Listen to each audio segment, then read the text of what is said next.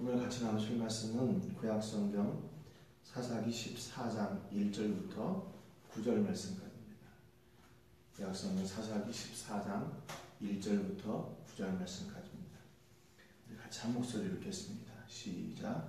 삼손이 딥나에 내려가서 거기서 블레셋 사람의 딸들 중에서 한 여자를 보고 올라와서 자기 부모에게 말하여 이르되 내가 딥나에서 블레셋 사람의 딸들 중에서 한 여자를 보았사오니 이제 그를 맞이하여 내 아내로 삼게 하소서 하매 그의 부모가 그에게 이르되 내 형제들의 딸들 중에나 내 백성 중에 어찌 여자가 없어서 내가 할례받지 아니한 블레셋 사람에게 가서 아내를 맞으려 하느냐 하니 삼손이 그의 아버지에게 이르되 내가 그 여자를 좋아하오니 나를 위하여 그 여자를 데려오소서 하니라.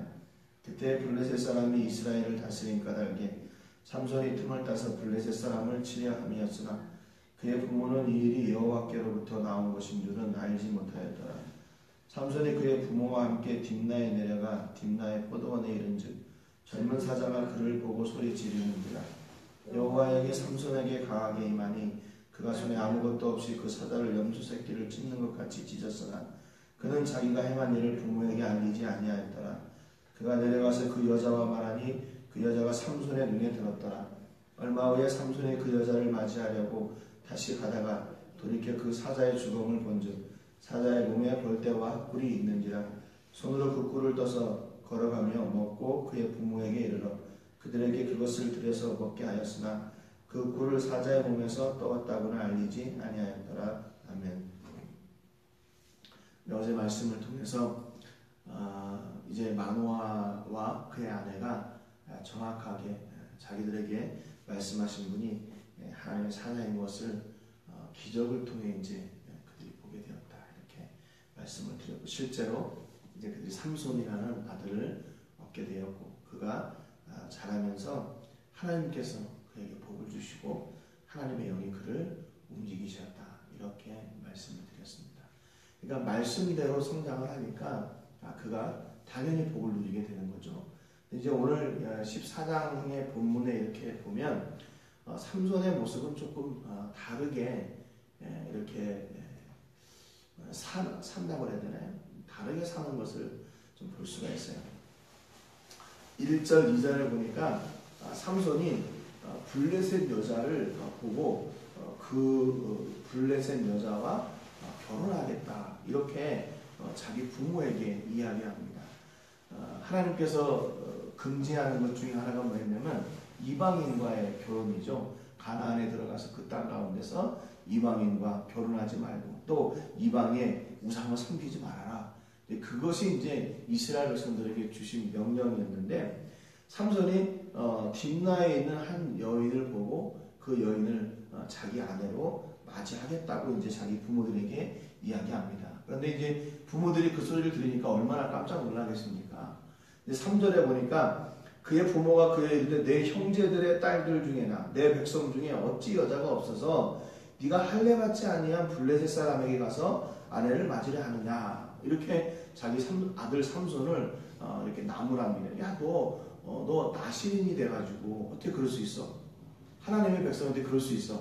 이렇게 책망을 하는 거죠. 그런데 삼손이 그의 아버지에게 내가 그 여자를 좋아하니 나를 위하여 그 여자를 데려오소서, 막무가내로 자기는 그 이방 여인과 결혼하겠다고 이렇게 때를 쓰는 거죠. 한마디로 이야기하면 그의 뜻을 굽히지 않습니다. 4절에 보니까 그런데 그때 블레셋 사람이 이스라엘을 다스린 까닭에 삼손이 틈을 타서 블레셋 사람을 치려 함이었으나 그의 부모는 이 일이 여호와께로부터 나온 것인 줄은 알지 못하였더라. 이 말씀이 참 고민이 많이 되는 말씀이었어요. 이게 뜻이 좀 정확하게 명확하게 기록되어 것처럼 보이지만 사실 이 내용은 어떻게 보면 하나님께서 삼손으로 하여금 이방 여인과 결혼하게 하셔서 그 잘못된 결혼을 통해서 하나님이 이스라엘을 구원하시는 어떤 계기, 돌파구로 사용하시려고 한다. 잘못하면 그렇게 이해를 할 수가 있다는 거죠. 삼손은 지금 그 블레셋 여인과 결혼하려고 하는 이유가 뭐였냐면 틈을 타서 블레셋 사람을 치려고 그 결혼이라고 하는 그 과정을 이제 진화를 했다는 겁니다. 그런데 이 모든 것이 하나님께서 계획하신 것이라고 이야기해요. 여러분 이해가 안 돼요. 참 이해가 안 돼요.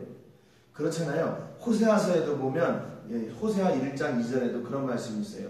여호와께서 비로소 호세아로 말씀하시니라. 여호와께서 호세아에게 이르시되 너는 가서 음란한 아내를 취하여 음란한 자식들을 낳아라. 이 나라가 여호와를 떠나 크게 행음함이니라. 그래서요. 여러분 이게 이해가 안 되는, 또 이렇게 실제로 이 말씀을 따라 순종하기가 이게 얼마나 어려운 일입니까? 그러잖아요. 삼손도 마찬가지예요. 만약에 하나님께서 삼손을 통해서 이방 여인과 결혼하게 하시고 또 그 과정을 통해서 하나님께서 이 삼손의 결정을 통해서 이렇게 블레셋을 징계하려고 하는 그런 통로로 사용하시는 이렇게 도구 정도로 사용하려고 했다면 이게 참 이해가 안 되는 말씀이에요. 호세아도 역시 마찬가지죠. 어떻게 이런 명령에 순종할 수 있어요? 그런데 어떻게 합니까? 호세아는 그 명령에 순종해요. 자기 정서에도 안 맞고 내가 인정할 수 없는 그런 명령, 우리의 이성으로도 이해가 가지 않고 용납할 수 없는 그런 명령임에도 불구하고 삼손도 순종하고 호세아도 순종하고 예수님의 어머니 마리아도 그 명령에 순종합니다.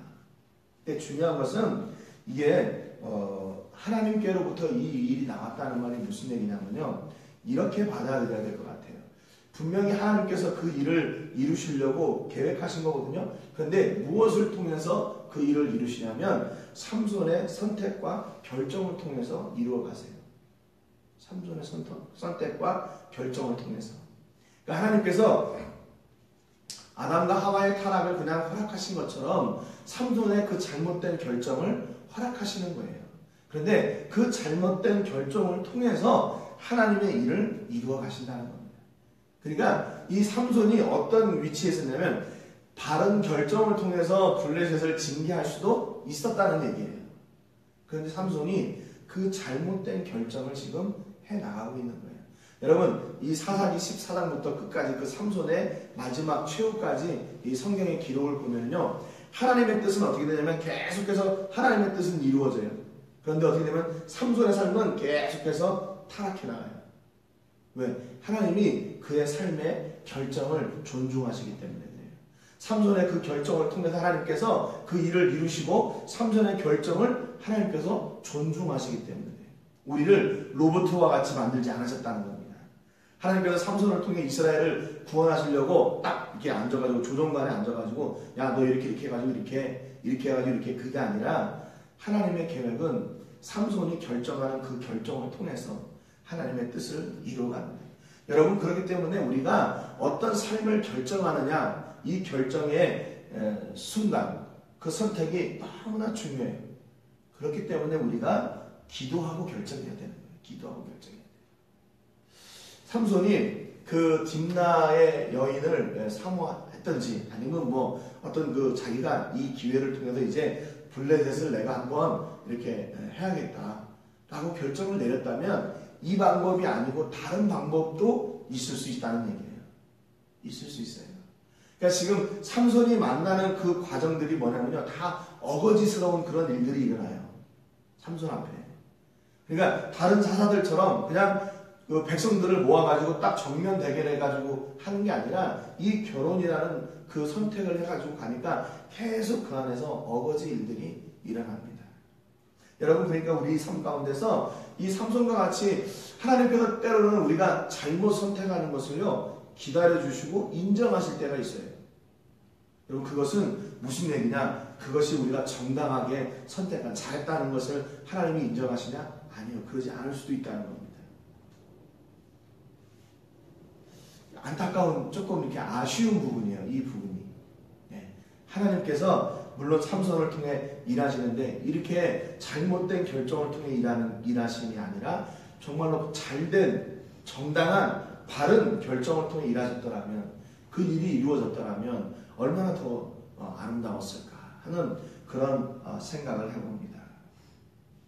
5절에 보니까 결국에는 그 부모들이 삼손의 그 요구를 꺾지를 못해요. 그래가지고 딥나에 내려가서 그 여인을 이제 어떻게 보면 선을 보러 가는 거죠. 그래서 이제 서로 상견례를 하러 가려고 가는 길에 딥나의 근처에 포도원에 이르는데 그때 젊은 사자가 영 라이언인데 젊은 사자가 나타나서 소리를 지릅니다. 그러니까 6절에 여호와의 영이 삼손에게 강하게 임하니 그가 손에 아무것도 없이 그 사자를 염소 새끼를 찢는 것 같이 찢었으나 그는 자기가 행한 일을 부모에게 알리지 아니하였더라 그랬습니다. 사자가 나타났는데 그 사자를 죽여버렸어요. 나시리는 그 시체를 가까이 하면 안 되거든요. 그런데 그걸 다 갈기갈기 찢어 죽였어요. 그러니까 얼마나 피가 낭자하고 얼마나 몸이 더러워졌겠어요. 그런데 삼손이 전혀 그런 거를 개의치 않아요. 7절에 보니까 그가 내려가서 그 여자와 말하니 그 여자가 삼손의 눈에 들었더라 그랬어요. 예, 좋은 여자였어요.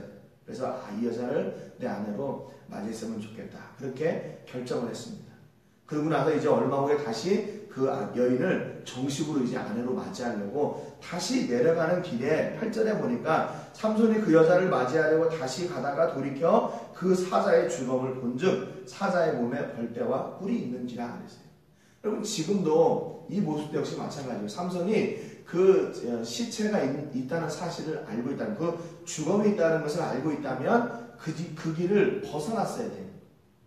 자기 몸을 또 더럽힐 일이 없잖아요. 그런데 돌이켜 그 사자의 주검을 봤어요. 찾아가 본 거예요. 내가 전에 죽였는데 어떻게 됐을까? 가서 보니까 거기에 9절에 거기에 벌떼들이 몰려가지고 거기에 뿔이 있는 거죠. 9절에 보니까 손으로 그 꿀을 떠서 걸어가며 먹고 그의 부모에게 이르러 그들에게 그것을 들여서 먹게 하였으나 그 꿀을 사자의 몸에서 떠왔다고는 알리지 아니하였더라. 참 안타까워요. 자기가 뭐 한 거를 자기 부모에게 이야기를 하네. 의도적으로 그렇게 하지 않아요. 그래서 사자가 죽은 그 주검을 피할 기회가 있었음에도 불구하고 그 주검을 찾아갔어요. 또 그것이 그 안에 꿀이 있었더라면 그걸 만지지 말았어야 되는데 또 그 안에 있는 꿀을 만져가지고 자기도 먹고 자기 부모에게도 줘요. 나시린이 하지 말아야 될 일들을 계속 지금 해나갑니다. 그럼에도 불구하고 하나님이 중간에 간섭하지 않으세요. 삼손을. 야, 너 나시린이 돼가지고 어떻게 그럴 수가 있냐? 너 왜 그렇게 너희 몸을 정결하게 그렇게 지키지 못하고 그렇게 너희 몸을 더럽히냐? 하나님께서 그렇게 간섭하지 않으세요. 왜냐하면 하나님께서 그 삼손의 선택, 그 삶, 그의 길을 존중하시고 그가 가는 길 곁에 하나님이 함께 하시고 그 일을 이루어 가시는 거죠. 그러니까 여러분 삼손의 행위나 삼손의 모습을 통해서는 하나님의 선한 일을 이루어 갈 만한 그런 어떻게 보면 퀄리티, 자질이 안 되는 거예요. 결격 차이가 있어요. 그럼에도 불구하고 하나님이 그를 참으세요. 그리고 하나님의 일을 그분이 이루어가세요. 그러니까 결국 그 삼손을 통해서 일을 이루었다는 것은 삼손이 뭐 힘이 세고 뭐 이렇게 능력이 많아서 된 게 아니라 그를 붙들고 계시는 하나님이 그 일을 이루셨다는 증거예요. 그러니까 하나님께서 하나님의 계획을 이루어 가실 때 그렇게 이루어 가세요. 우리가 겉으로 드러나는 것은 우리가 이렇게 겉으로 드러나서 뭔가를 해 나가는 것 같지만 하나님은 그 뒤에서 잠잠히 하나님의 일을 이뤄가세요. 우리가 잘된 정당한 선택을 하든지 아니면 부당한 선택을 하든지 거기에는 상관이 없어요. 하나님께서 그 일을 통해서 그걸 통로로 사용하시고 그 일을 하나님의 일을 이루어 가세요. 그러니까 때로는 하나님이 좀 어떻게 보면 답답하실 수도 있겠죠. 왜 이렇게 선택하나? 왜 이 길을 이렇게 가나? 하나님이 답답하실 수도 있겠죠. 그러니까 우리의 책임은 뭐냐면 삼손과 같이 이렇게 부당한 잘못된 결정을 통해서 하나님의 일을 이루어가는 것이 아니라 정당한 선택. 하나님 어떻게 해야 됩니까? 하나님 어느 길로 가야 됩니까? 하나님 무엇을 붙들어야 됩니까? 하나님께 여쭙고 하나님이 기뻐하시는 그 길을 선택해서 하나님이 그 일을 이루어 가실 수 있도록 우리를 온전히 하나님께 내어드리는 그런 믿음의 사람들이 돼야 되겠다는 겁니다. 하나님은 오늘도 우리의 삶 가운데 동행해 주세요.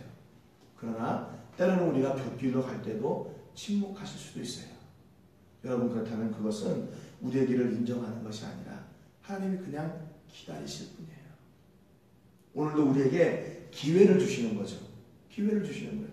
그렇기 때문에 매 순간 우리가 말씀과 기도로 깨어있지 않으면 우리가 하나님이 원하시는 그 길을 다시 돌아설 수 없고, 우리가 하나님께서 기뻐하시는 그 일을 기쁨으로 감당할 수 없게 되는 겁니다. 여러분, 오늘 우리 모든 식구들의 삶 가운데서 우리의 삶을 통해 온전히 역사하시는 하나님의 은혜, 때로는 이해할 수 없는 놀라운 역사, 그런 일들이 우리 삶 가운데 넘쳐나고 풍성하기를 주님의 이름으로 축복합니다. 기도하겠습니다. 하나님 아버지, 감사드립니다. 오늘 삼손의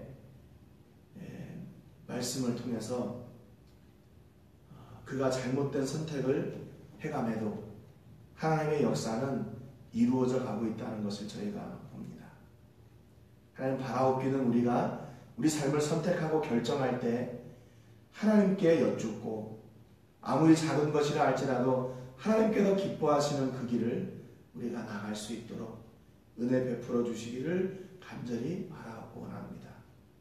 그래서 하나님께서 우리를 사용하시기에 편안한 통로가 되게 해주시고 하나님을 기쁨으로 섬기고 하나님을 기쁨으로 나아가는 저희들 될 수 있도록 은혜 베풀어 주시옵소서. 오늘도 하나님, 우리가 많은 선택하는 그 기로에 서 있을 수도 있습니다. 그 과정에서 하나님 기도하게 하시고 잠시 아버지 그 결정을 내려놓고 하나님이 기뻐하시는 그 길을 결정할 수 있도록 저에게 은혜와 복 내려 주시옵소서. 모든 영광을 하나님께 드리며 예수님의 이름으로 기도드립니다.